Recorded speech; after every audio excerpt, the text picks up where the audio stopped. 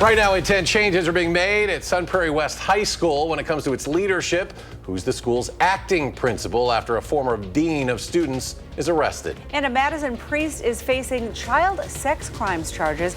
We have some new allegations against him as well. Plus, the Packers are preparing to face off against the Lions this weekend. But as Jason Wilde tells us, there's a slight problem with their most recent star addition, Micah Parsons. All coming up on News 3 Now at 10. Good evening. Thanks for joining us. I'm Eric Franke. And I'm Sarah Carlson. Sun Prairie West High School will have a change in principal just days into the new school year. In an email to parents today, the district's Board of Education said Associate Principal Ed Ford will now serve as the school's acting principal. The district did not give further details on the status of Principal Jennifer Plugert. Now, the move comes after school leadership and the board faced scrutiny over the handling of allegations against former West Dean of Students Robert Gilkey Meisegeier.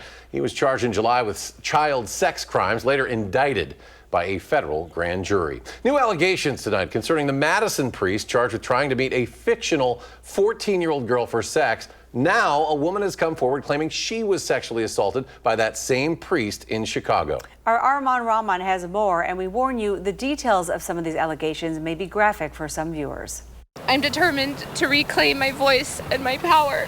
Patricia Moriarty says she's reclaiming that power from an experience That left me feeling powerless. An encounter she claims she had with Madison priest Andrew Showers at a bar in Chicago in January of 2024 when she was 23 years old. I was in a public establishment and he groped me under my clothes and was very aggressive with his sexual language towards me. Moriarty and her father say they went to the Diocese of Madison and reported these allegations and requested to speak with Bishop Donald Hine. Guess what? Bishop Hine failed to call him back. He gave them forms to fill out, but he refused to make direct contact with Patricia's father so that he could make this report. Now, a year and a half later, Showers is facing charges of trying to use a computer to facilitate a sex crime, child enticement, and child sexual assault after he was caught in an undercover online Clintonville police operation trying to meet a girl he knew was 14 years old for sex. In some ways, Wisconsin's the safest place for predator priests in the United States. Advocacy groups Nate's Mission and Survivors Network of Those Abused by Priests, or SNAP, say all too often clergymen get away with crimes like this. What other reports were there? How many priests are currently ministering in the Diocese of Madison who have had allegations against them? These are all questions that are unanswered, that pose a danger and issues with public safety, and that's why we need Attorney General call to act. Showers appears in court at the end of September. Moriarty says she hopes her revisiting the traumatic event can empower others. Nothing's worse than doubting yourself. That's some days, your worst enemy. So be kind to yourself, believe in yourself and just speak out, because there are others that need to hear it. Thank you. And News 3 Now has requested that document from the Chicago Police Department, and we have been trying to get in touch with the diocese all day. Now, the Wisconsin Department of Justice has confirmed they were aware of Moriarty's allegations, saying in part, in April of 2024, survivor advocates spoke with staff from the Wisconsin Department of Justice Office of Crime Victim Services about the alleged sexual assault in Chicago perpetrated by Father Showers. That spokesperson from the DOJ goes on to say that they assisted Clintonville police in arresting and investigating Showers last week. Video of a barn brawl attack caught on camera in Iowa County is going viral. Now, we do want to warn you, this video may be difficult to watch. This video takes place at what Iowa County Sheriff's Office is calling a, quote, large gathering with underage drinking. You can see a group, what looked like white males, picking up a 14-year-old African-American boy and throwing him to the ground in this video. An attorney for the victim said the group also called the victim racial slurs, and since we don't know the ages of everyone involved here, we are not naming anyone or clearly showing their faces. It's now been over 2 weeks, and we have not seen charges referred to the district attorney's office, so we want to ensure that that is done and that justice is brought expeditiously. The Iowa County Sheriff's Office says during its preliminary investigation, they say nothing was found that would indicate a hate crime. The victim's attorney also said that activists from Wisconsin are planning to meet with the victim's family soon. Winds are set to increase tonight. That's right, Alex. Will these gusty conditions lead to colder temps tomorrow? They sure will. And anytime you see a wind gust map like this, where you have all the colors in the reds, the purples, that means business. We're going to have wind gusts at times of upwards of 35 miles per hour as we wake up to Friday morning. So as you dress the kiddos for school, they're going to probably want the jacket and the hood and tie it tight because it's going to be a breezy day, still breezy at 6 o'clock at night. Winds strong coming out of the west, gusting at times still at the end of the day upwards of 25 miles per hour. And then those wind gusts will start to ease on up as we get a little bit later into Friday night going on into Saturday. It will be cooler as we go into Friday, a couple degrees cooler than what we experienced today. Normal lows for this time of year are in the mid-50s, and we're going to be struggling to get out of the 50s on Friday behind our little weather system right now that's bringing some showers to the area. Those showers quickly advancing, stretching from the Dells to Lone Rock down to Platteville, and they're going to continue to press off towards the east as we move through the rest of the evening. Coming up when you see me in just a few minutes here, in about 10 minutes or so, we're going to track that line of showers through southern Wisconsin and let you know the very latest amounts of water that you can expect with those showers. All right, Alex, thank you very much. We now know the name of the man who died after jumping into the waters of Lake Mendota earlier in the week. The Dane County Medical Examiner's Office identifying the man as Omar Brito. Brito was reported missing Monday night after jumping from a boat without a life jacket near Warner Park Beach. His body was recovered the next day. Brito's death remains under investigation by the Dane County Sheriff's Office. And Dane County is looking at getting rid of special elections. A proposed ordinance looks to change how vacant chair positions are filled. Currently, there are 3 windows of time to fill a vacancy. 2 of those call for a special election, and the third calls for an immediate special election. Board Chair Patrick Miles says the third window adds expenses to local communities. So what the ordinance amendment does is eliminates that window where there'd be a special election ad hoc, in a sense, and schedule it for a spring election. Now, there was a special election on June 17th for the downtown Madison District 1 chair. One of 12,000 registered voters. Turnout for that election was roughly 9%. The Dane County Board was set to vote on the new ordinance tonight, but that vote has been pushed back now to the 18th. It is all but confirmed that Micah Parsons will play this Sunday against the Detroit Lions, but the Packers are finding that there is, from a certain point of view, one negative quality that Parsons has. News 3 Now's senior Packers writer Jason Wilde has more on the trouble with their multi-million-dollar pick.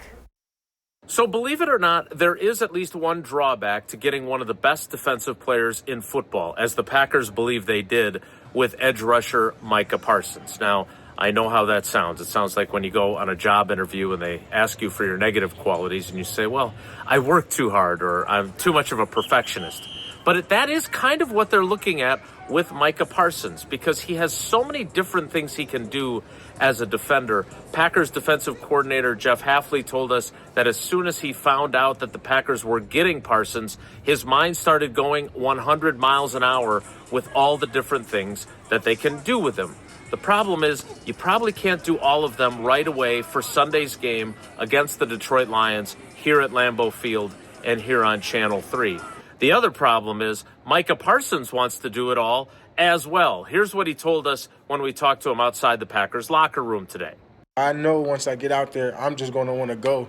And that was the first thing, they're just like, well, we got to see how your body is. We got to do that. Because at the same time, I do have to get healthy. I do have to do all those little things to make sure there's a longevity piece in this. It is 18 weeks.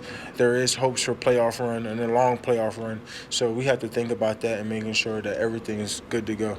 So Micah Parsons wants to be all go all the time. Jeff Hafley wants to unveil all the great ideas he has for his new defensive toy.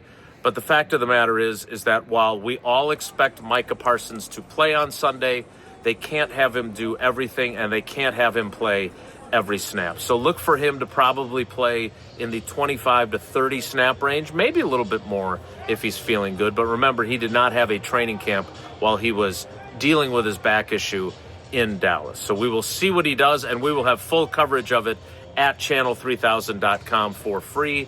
And don't forget while you're there to sign up for our newsletter, which gets our Packers coverage to your inbox every single day. at Lambeau Field in Green Bay. Jason Wilde, channel3000.com.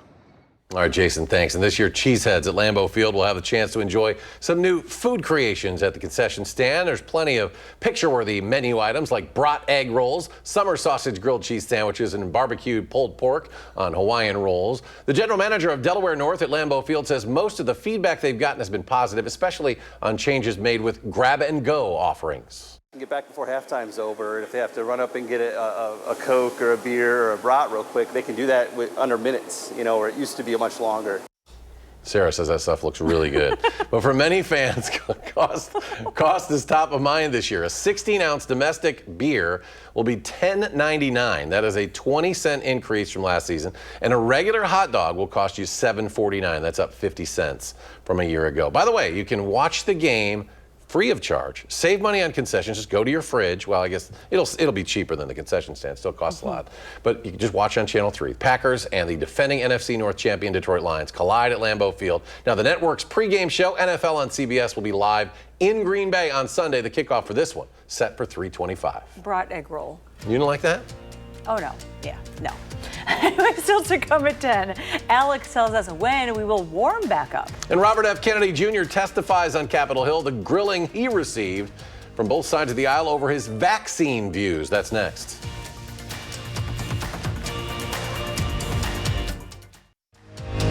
You're watching News 3 Now at 10. Moving forward.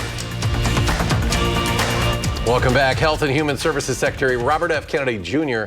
appeared on Capitol Hill today. As senators on both sides of the aisle grilled him over the Trump administration's vaccine policies. Torian Small has more details. You're making things up to scare people, and it's a lie. Robert F. Kennedy Jr. faced tough questioning from Democrats and Republicans during the fiery Senate committee hearing focusing on his COVID-19 vaccine views. I'm a doctor. Vaccines work.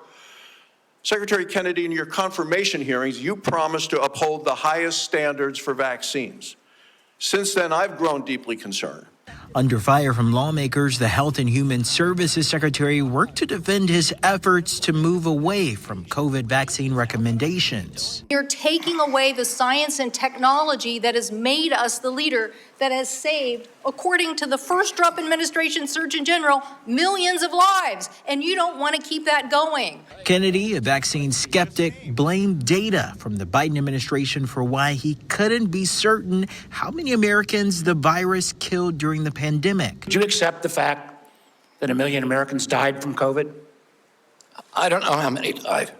I don't think anybody knows that because there was so much data chaos coming out of the CDC. Senators also grilled Kennedy over his decision to fire CDC Director Susan Menarez after just 1 month on the job.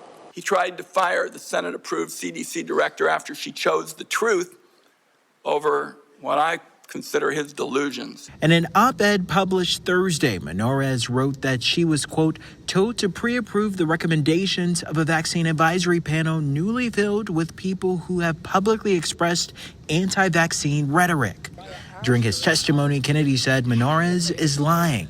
Torian Small, CBS News, Capitol Hill.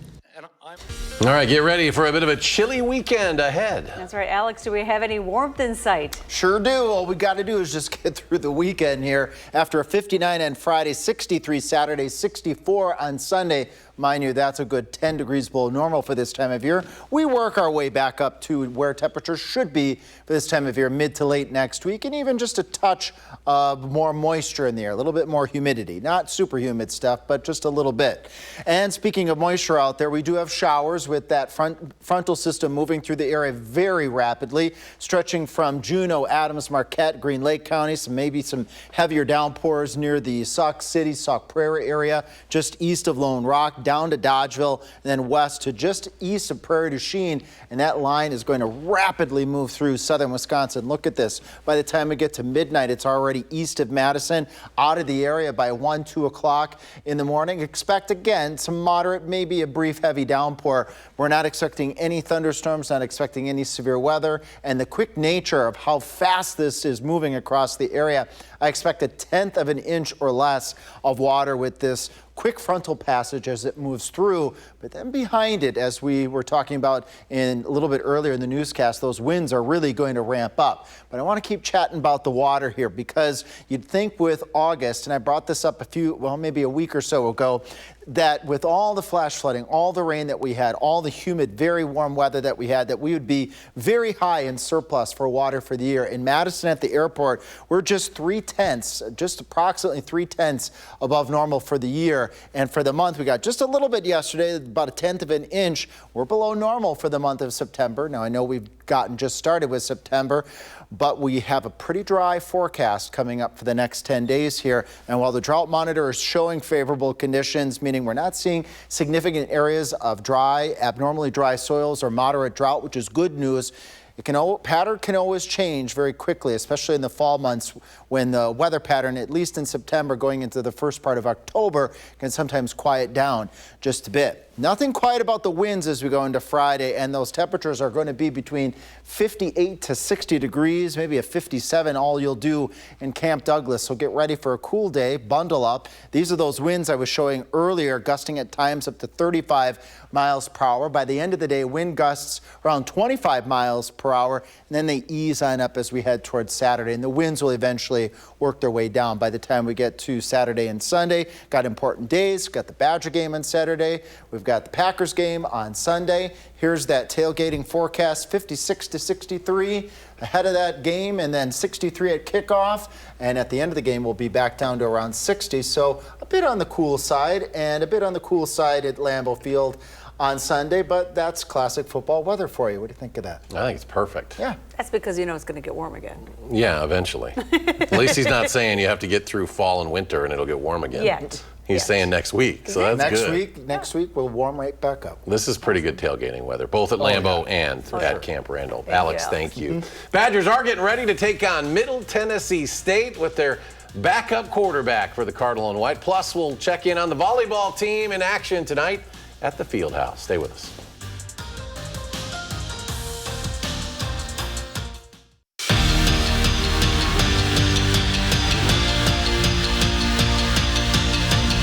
Vinny Anthony said it best. It kind of feels like Wisconsin football has a quarterback curse. For the third year in a row, their starting quarterback is injured. This time it happened in the first game of the year. But kind of like when you crash a rental car, the next time you get insurance. That's the same philosophy that Luke Fickell took this offseason when it comes to transfer portal quarterbacks. Billy Edwards Jr. will likely not play this week against Middle Tennessee State, but Fickell this offseason went out and found himself a backup in Danny O'Neal, who has great starting experience. He'll be under center Saturday, but you wouldn't know that he wasn't the starter just by watching him. What Luke Fickell calls athletic arrogance. You know, I love an athletic arrogance. I think it's authentic. I think he really does have a confidence in what he does, and you can see it every single day. But there's a lot of growth, and I'm sure he will be the first to tell you that, you know, while he was prepared, he also probably recognized some areas where, okay, I got to do a better job. I have a chip on my shoulder, and, you know, I'm not afraid to you know, show that. So just the passion that I bring to the game, onto the field, that's just who I am, and you know, some people will take it however they take it, and thankfully the guys around me take it you know, in a good way. That's just how I play and who I am. Maybe it is, you know, a little bit of arrogance, and you know, Coach Fickett might be hitting it on the head, but the way I see it, it's just, you know, moxie, and that's just the way I try and go about life, and you know, have confidence in myself and everything that I do. Theo led 2 touchdown drives against Miami last week and got a lot of action as a true freshman last season at San Diego State, putting his coaches and teammates at ease thanks to his skill and his suave. At Camp Randall Stadium, Andrew Banstra, News 3 Sports. All right, Andrew, thanks. You can see the Badgers take on the Blue Raiders this Saturday. Camp Randall kickoff scheduled for 3 in the afternoon. The Badger women's volleyball team against UC Davis tonight in the Wisconsin Invitational at the Fieldhouse. First set, UC Davis sends the ball to Grace Egan, who tips it over to Charlie Furbringer for the point. Then in the second set, Egan, a top spin serve here. This is tough to handle, folks. UC Davis can't do anything with it. Point Wisconsin. Later in the third set, UC Davis sends it to Kristen Simon here, and she will tip it over to Charlie Furbringer once again, who sends it to Egan. who sends it in for the kill. And there it is. Badgers with their first sweep of the season. Winning that one in 3 straight. Rubber match between the Phillies and Brewers. Philadelphia trying to close that gap with Milwaukee for the best record in the National League. 4.5 games after today. Freddie Peralta doing his thing. He hasn't given up a single run in a month, and he didn't today either. 5 shutout innings. He struck out 8 Phillies. But Milwaukee's offense just never got anything going today at AmFam Field. Once Freddie was out of the game after all of his strikeouts, and I think we're showing a couple of them right here.